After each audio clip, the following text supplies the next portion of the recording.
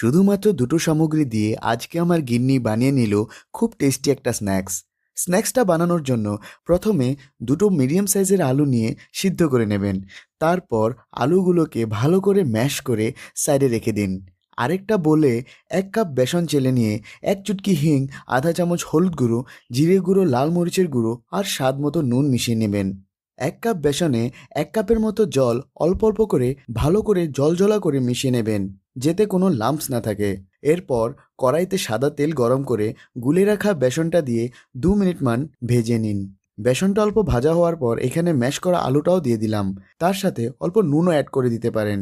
আলু আর বেসনটা একসাথে মিলিয়ে লো ফ্লেমে 3 থেকে 4 মিনিটের মতো ভেজে নিয়ে একটা থালায় সাদা তেল ব্রাশ করে আলু আর বেসনের মিশ্রণটা ফ্ল্যাট করে ঠান্ডা হতে দিন।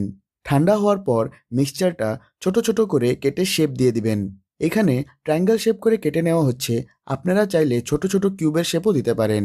তারপর একটা কড়াইতে তেল গরম করে ওই তেলে কেটে রাখা টুকরোগুলো দিয়ে লাল লাল করে ভেজে নিয়ে চাটনি বা কেচাপের সাথে প্লেটে সার্ভ করে দিন।